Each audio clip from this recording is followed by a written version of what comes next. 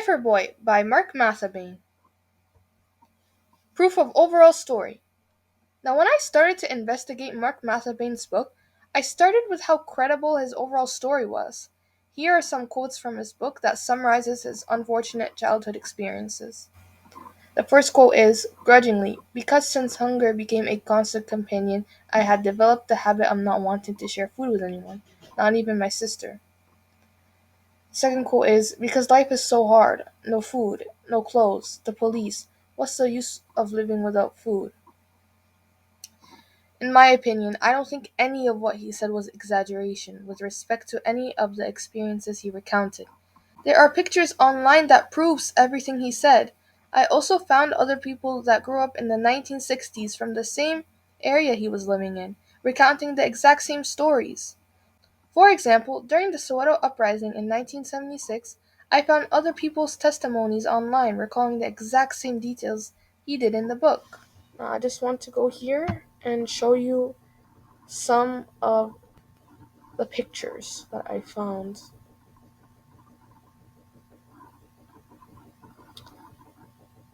347.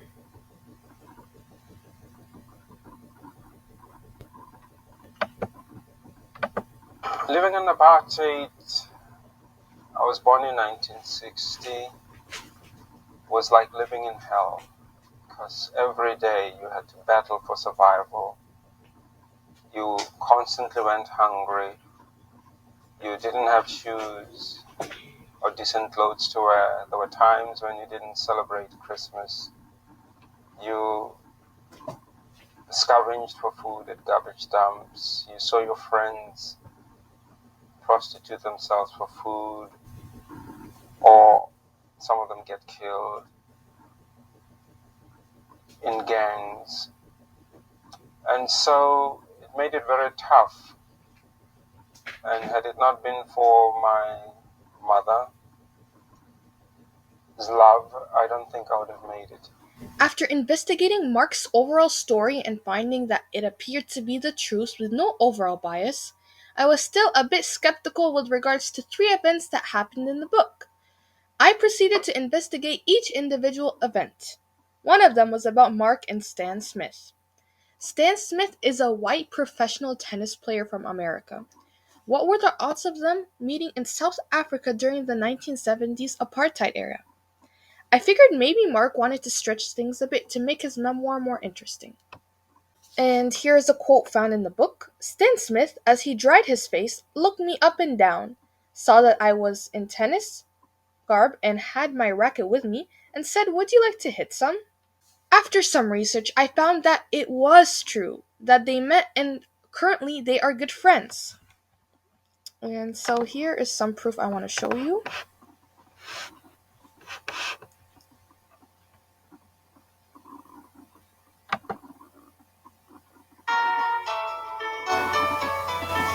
Okay, we've got pictures for you. This is from, this is like, what's the name of the television show? Love Connection or something. This is a picture of the wedding. Actually, here's Stan Smith. Yeah, so Stan Smith actually attended his wedding in America, which is pretty cool. And also here, they were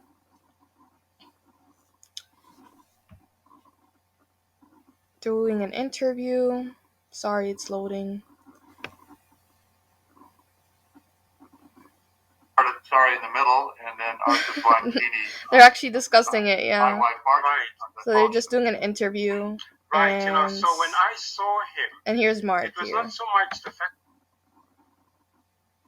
to mention this. So, yeah. Really cool. The next event that I was a bit skeptical about and questioned that it took place was a prostitution scene. Here's a quote from the book. I was a fool, alright, but I was a fool of my own free will. I was not prepared to prostitute myself for food or money. In this scene, Mark was offered to prostitute himself for food. Now, when I initially read this, I thought maybe Mark made it a bit hyperbolic. I was a bit skeptical with this point, but after some research, I did find numerous credible sources confirming that it was true, that child prostitution was a norm. This took place at a time when he was about 7. Here is one source. So this came from the Office of Juvenile Justice and Delinquency Prevention from the US Department of Justice. So here, South Africa, in this document, it states that in at least one central Johannesburg district, black underage street boys occasionally make their living through prostitution. There is visible prostitution of both black and white underage girls and boys. And here is another source from a medical doctor, and this came from a book. It's called Addictive Behavior in Children and Young Adults: The Struggle for Freedom. In Africa, child prostitutes are mainly the victims of social upheavals due to wars, conflicts, natural and man made disasters, together with mounting impoverishment among African populations. In South Africa, HIV/AIDS, which is decimating families, poverty, and abandoned children appear to be the major factors forcing young children into prostitution. The third event that I questioned was Mark going to America. At the end of the book, Mark claimed that he had received an opportunity to go to America for his studies, and that he accepted. I wanted to do a follow up to see if he actually did go to America. After some research, I found out that it was true. In 1983, Mark graduated with a degree in economics from Dowling College in Oakdale, New York, where he was the first black editor of the college newspaper. In 1986, Mark published his own book called Kaffir Boy, the one that I'm covering right now. In 1989, Mark published another book called Kaffir Boy in America, which continues the story of Kaffir Boy, and it became a national bestseller. Love in Black and White was Mark's third book. It was published in 1992. He co-authored with his wife, Gail, and it describes their personal experience as an interracial couple in America. This is when I found out that he had settled in America and made a family. Mark and his wife have appeared on talk shows, led workshops, and delivered lectures on ways to heal the racial divide in America. This is when I started to see that all the puzzle pieces are starting to come together, and that his book is a trusted source. Everything he mentioned in the book so far appeared to be true. Here is more credibility I found about Mark. Mark's Kaffir Boy made the New York Times and Washington Post bestseller lists and was translated into several languages. Today, the book is used in classrooms across the US.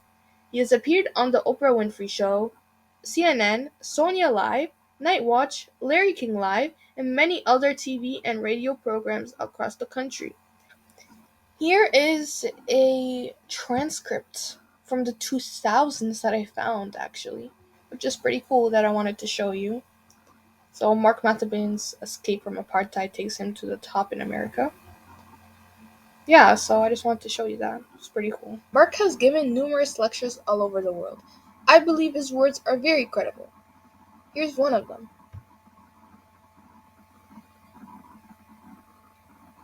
Sorry for the slow Wi-Fi. And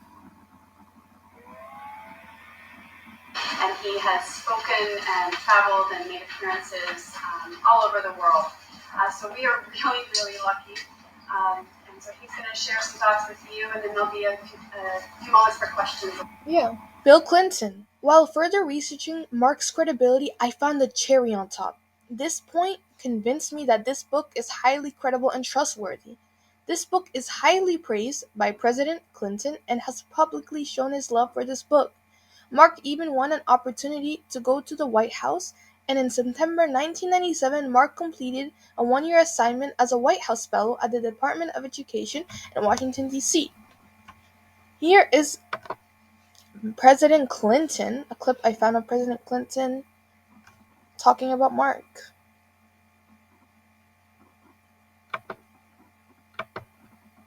Aid on a tennis scholarship that brought me to America. I went to the White House in 1993 for the first time after President Clinton read Kaffir Boy, my memoir, and was so deeply moved by it that he wanted to thank me for writing it because he said that it was one of the things that influenced his decision to award the Presidential Medal of Freedom to Nelson Mandela and de Klerk for their work in ending apartheid and avoiding civil war. So that was quite an honor to know that a story about my life, my family, and my hometown of Alexandra could have touched his heart and made him realize that what we're fighting for were the rights and freedoms that Americans couldn't imagine life without. Now, to conclude, I wholeheartedly trust my author Mark Mathabane. Nothing I found has contradicted a single word he wrote in his book Kefir Boy. Thank you so much for listening to my presentation.